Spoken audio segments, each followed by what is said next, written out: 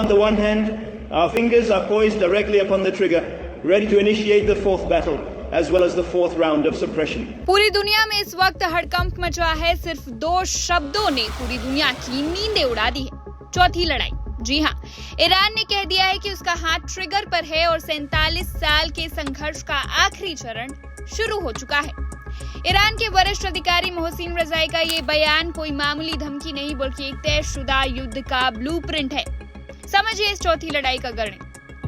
पहली लड़ाई 1980 का खूनी ईरान इराक युद्ध, दूसरी और तीसरी लड़ाई दशकों चला प्रॉक्सी वॉर और मिसाइल हमले, और अब चौथी लड़ाई यानी कि ऐसा महायुद्ध जिसके बारे में ईरान का दावा है कि इसका नतीजा अगले 50 सालों तक मिडिल ईस्ट की किस्मत तय करेगा।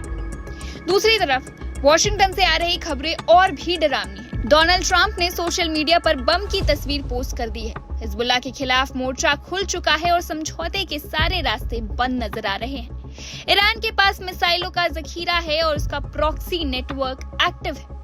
अगर ये चौथी लड़ाई शुरू हुई तो पूरा मिडिल ईस्ट बारूद के ढेर पर बैठ जाएगा।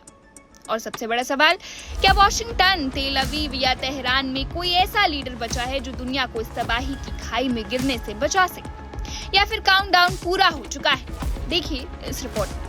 Ready to initiate the fourth battle, as well as the fourth round of suppression. Iran ने अभी 2 ऐसे शब्द इस्तेमाल किए हैं जिन्होंने आज रात दुनिया की हर राजधानी की चिंता बढ़ा दी है। चौथी लड़ाई। ये कोई छोटी झड़प नहीं, कोई चेतावनी भरी गोली नहीं और न ही किसी बातचीत की रणनीति है। यह एक लड़ाई है, चौथी लड़ाई। और ईरान के वरिष्ठ अधिकारी मोहसिन रेजाई के अनुसार उनका हाथ पहले से ही ट्रिगर पर है। लेकिन इसका असली मतलब क्या है और यह शब्द इतना महत्वपूर्ण क्यों माना जा रहा है, इसे समझने के लिए पीछे जाना होगा। ईरान लड़ाई शब्द का इस्तेमाल बहुत सोच समझ कर करता है। इस्लामिक रिपब्लिक के ढांचे में हर बड़े टकराव को एक क्रम में देखा जाता है, जैसे कि 1979 से शुरू हुई एक लंबी जंग का हिस्सा।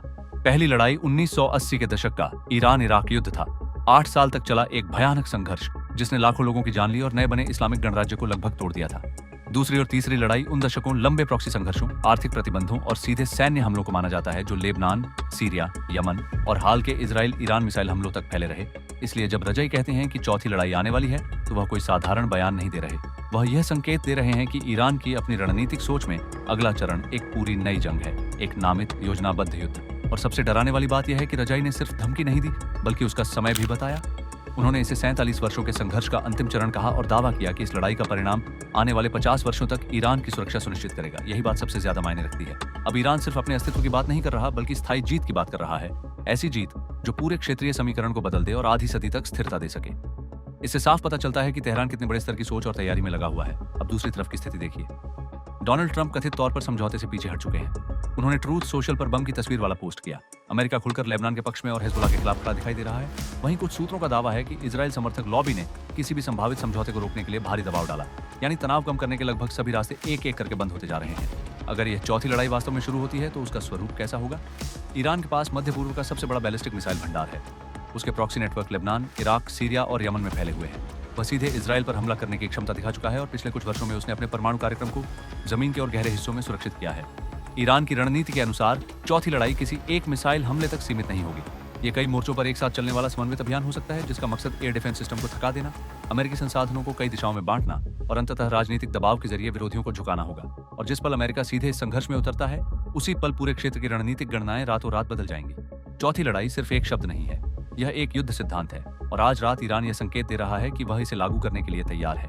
अब आखिरी सवाल सिर्फ इतना बचता है, क्या वॉशिंगटन, तेल अवीव या खुद तेहरान में अभी भी कोई ऐसा नेतृत्व बचा है जो इस खाई के किनारे से पीछे हटना चाहता हो? क्योंकि मौजूदा हालात को देखकर ऐसा लग रहा है कि वह किनारा अब बेहद करीब आ चुका है। While on the one hand, our fingers are poised directly upon the trigger, ready to initiate the fourth battle, as well as the fourth round of suppression.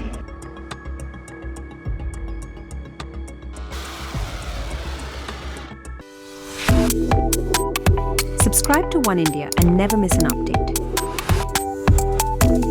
Download the One India app